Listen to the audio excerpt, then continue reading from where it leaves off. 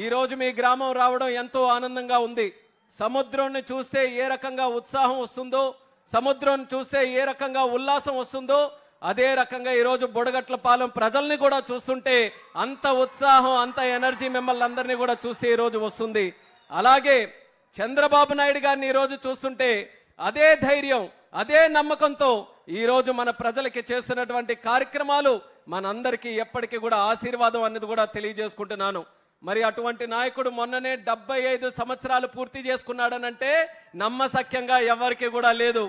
మాకంటే చిన్న వయసులో ఉన్నటువంటి నాయకుడిగా ఈ రాష్ట్రం కోసం అహర్నిశలు కష్టపడుతూ రాత్రనక పగలనక దేశ విదేశాలకి కూడా వెళ్ళి ఆంధ్రప్రదేశ్ రాష్ట్రాన్ని నెంబర్ 1 గా తయారు చేయాలని కంకణం కట్టుకొని మరి పనిచేస్తున్నటువంటి వ్యక్తి మన నారా చంద్రబాబు నాయుడు గారని తెలియజేసుకుంటున్నాను.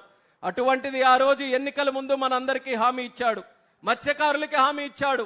మీరు ఏదైతే మత్స్యకారులు ఉన్నారో 10,000 ఉన్నటువంటి మత్స్య వేట నిషేధ భృతి ఏదైతే ఉందో అది 20,000 చేస్తామని చెప్పి మాట మీద నిలబడి 130,000 మందికి 20,000 చొప్పున ఈరోజు 280 కోట్ల వరకు రిలీజ్ చేస్తున్నటువంటి ప్రభుత్వం మన కూటమి ప్రభుత్వం అనేది కూడా తెలియజేస్తున్నాను.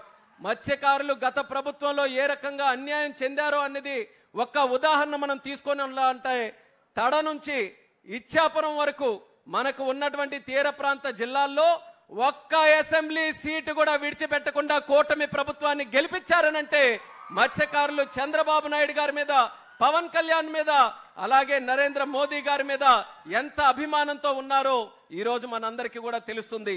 ఆ నమ్మకాన్ని నిలబెట్టుకోవాలని ఈరోజు వేట నిషేధ భృతి పెంచారు. అలాగే జియో 217 ఏదైతే మత్స్యకారుల దగ్గర ఉన్నటువంటి చెరువులు లాక్కోవాలని గత ప్రభుత్వం ఒక పన్నాగం చేసిందో దాన్ని కూడా తిప్పికొడుతూ ఆ జీవోను కూడా రద్దు చేసి తిరిగి మత్స్యకారులకి వాళ్ళ హక్కులు ఇచ్చే ప్రయత్నం మన కూటమి ప్రభుత్వంలో చేసిందని తెలియజేస్తున్నాను. ఇలాగే భవిష్యత్తులో కూడా మీకు ఏ సమస్యలున్నా సరే రాష్ట్ర ప్రభుత్వం, కేంద్ర ప్రభుత్వం అందరి ప్రధానమంత్రి గారితో సహా సహకారం తీసుకొని మన జిల్లాలో ముఖ్యంగా ఉన్నటువంటి మత్స్యకారుల తాలూకా భవిష్యత్తుని ఇంకా సుందరంగా తయారు చేయడానికి మా వంతుగా కృషి చేస్తామని బుడగట్లపాలెం ద్వారా మత్స్యకారులందరికీ కూడా ఈ సభాముఖంగా తెలియజేసుకుంటున్నాము. ఈరోజు మత్స్యకారుల గురించి మాట్లాడాలనంటే ముందుగా మన జిల్లాలో గుర్తొచ్చే నాయకుడు స్వర్గీయ కింజరాపు ఎర్రన్నాయుడు గారని తెలియజేస్తున్నాను. అక్కడ ఇచ్చాపురం నుంచి ఇక్కడ ఎచ్చెర్ల వరకు ఎవరికి ఎప్పుడు ఏ ఆపద ఉన్నా, ఏ సమస్య ఉన్నా, ఏ బాధ ఉన్నా సరే వాళ్ళ భుజాల మీద చేయేసి నేనున్నాను సోదరా అని ధైర్యం చెప్పినటువంటి నాయకుడు కింజరాపు ఎర్రన్నాయుడు గారు. ఆయన వారసులుగా ఈరోజు రాజకీయాల్లోకి వచ్చి మా మీద కూడా అదే ప్రేమ అభిమానం చూపిస్తున్నారు. ఎలా అంటే ఈరోజు చిన్న వయసులో, అతి చిన్న వయసులో కేంద్ర మంత్రిగా అవకాశం వచ్చిందనంటే అది ప్రజలు మీరు చూపిస్తున్నటువంటి ఆశీర్వాదం, అలాగే దేవుడిలాగా చంద్రబాబు నాయుడు గారు ఇచ్చినటువంటి ఆశీర్వాదం వల్ల ఈరోజు ఉత్తరాంధ్ర శ్రీకాకుళం జిల్లా నుంచి ఒక కేబినెట్ మినిస్టర్గా ఈరోజు కేంద్రంలో నాకు కూర్చోబెట్టారు. మత్స్యకార మినిస్టర్ మన శ్రీకాకుళం జిల్లాకి ఇచ్చారు. అలాగే పరిశ్రమలు తీసుకొని వచ్చే ఎంఎస్ఎంఈ మినిస్టర్ మనకి ఇన్ఛార్జిగా పెట్టారు. మంచి ప్రజాప్రతినిధులు ఎన్నుకునే అవకాశం ఈరోజు చంద్రబాబు నాయుడు గారు మన అందరికీ కూడా అవకాశం ఇచ్చారు. మా వంతుగా కష్టపడతాం. ఎందుకనంటే విని విని విని విని కూడా చెవుళ్ళు ఈరోజు నొప్పెడుతున్నాయి. శ్రీకాకుళం జిల్లా అంటే వెనకబడిందని మార్చాలి, తలరాతలు మారాలి. శ్రీకాకుళం సెట్ అవ్వాలంటే మన మైండ్ సెట్ మార్చాలన్నది ఇక్కడ ఉన్నటువంటి ప్రజలందరికీ కూడా నేను కోరుకుంటున్నాను. సముద్రం ఎంత సంపద, గంగమ్మ తల్లి తెలిసి ఎవ్వరికి కూడా మోసం చెయ్యదు. గంగమ్మ తల్లికి పెట్టడమే తెలుసు తప్ప ఏ ఒక్కరిని కూడా ఇబ్బంది పెట్టడం, చెడగొట్టడం, మోసం చేయడం తెలియదు.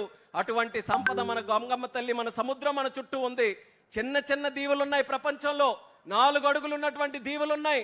సముద్రాన్ని చూసి అవన్నీ కూడా బ్రహ్మాండంగా డెవలప్ అయ్యాయి. మనం ఎందుకు డెవలప్ కాకూడదనేది ఇక్కడ ఉన్నటువంటి ప్రజలందరూ కూడా ఆలోచించాలి. మనం ఎక్కడెక్కడికో వెళ్తున్నాం, గుజరాత్ వెళ్ళి పనిచేస్తున్నాం, చెన్నై వెళ్ళి పనిచేస్తున్నాం, వెస్ట్ బెంగాల్ వెళ్ళిపోతున్నాం. కానీ ఇక్కడే మనం పోర్టులు ఏర్పాటు చేసుకోవాలి, హార్బర్లు ఏర్పాటు చేసుకోవాలి, జట్టీలు ఏర్పాటు చేసుకోవాలి, పర్యాటక రంగం తీసుకొని రావాలి, పరిశ్రమలు తీసుకొని రావాలి. ఇంకా అవసరమైతే ఏ కార్యక్రమాలైనా మనకిక్కడికి రావాలి తప్ప మనం గడప దాటి వేరే పరిస్థితికి రాకుండా ఈ ప్రభుత్వం అన్ని రకాలుగా చర్యలు తీసుకుంటుందని తెలియజేస్తున్నాను. మంచి మంచి ఆలోచనలు ఉన్నాయి. ఇప్పుడే అచ్చెన్నాయుడు గారు చెప్పారు, సుదీర్ఘమైనటువంటి తీర ప్రాంతం ఉంటే ఎన్నాళ్ళకి కూడా ఒక్క పోర్టు మనం కట్టుకోలేకపోయాం. కానీ ఈరోజు చంద్రబాబు నాయుడు గారి ఆశీస్సులతో మూలపేటలో అద్భుతమైనటువంటి పోర్టు ఒకటి పూర్తి చేయబోతున్నాం. పోర్టే కాదు, ఎయిర్పోర్ట్ కూడా మన శ్రీకాకుళం జిల్లాలో ఏర్పాటు చేయాలని ఆయన ఒక ఆలోచనతో మాకు దిశ నిర్దేశం చేశారు. భవిష్యత్తులో జిల్లాలో ఒక ఎయిర్పోర్ట్ కూడా నిర్మిస్తామని ఈ సభాముఖంగా మీ అందరికీ తెలియజేస్తున్నాం. మిగిలినటువంటిది ఇక్కడ హార్బర్ కానీ, అలాగే మనకి కళింగపట్నం, పెద్దగనగల్లపేట, మన బారువ, మన మంచినీళ్ళపేట, భావనపాడు, అక్కడ కూడా హార్బర్లు, జెట్టీలు పెట్టాలని కేంద్ర ప్రభుత్వం తాలూకా సహకారం తీసుకొని కార్యక్రమాలు చేస్తున్నాం. అలాగే మీకు తీర ప్రాంతం నుంచి కోస్టల్ కారిడార్, ఒక హైవే పెట్టి మత్స్యకారులకి వాళ్ళు పెట్టుకునే చిన్న చిన్న పరిశ్రమలు కూడా ఊతమివ్వాలని చెప్పి ఒక ప్రత్యేక బీచ్ కారిడార్ కూడా చంద్రబాబు నాయుడు గారు ఆలోచించి భవిష్యత్తులో చేయబోతున్నారు. అలాగే ఇక్కడ ఉన్న ప్రజలకే చేయడం కాదు, ఎక్కడెక్కడ ఉన్న వాళ్ళందరూ కూడా ఈ తీర ప్రాంతం ఆహ్లాదకరమైనటువంటి ప్రాంతం చూడడానికి, టూరిజంను కూడా డెవలప్ చేయడానికి ఇక్కడ హోటల్స్ పెట్టడం, సర్వీస్ ఇండస్ట్రీ పెట్టడం, అది కూడా ఈరోజు చంద్రబాబు నాయుడు గారు ప్రోత్సహిస్తున్నారు.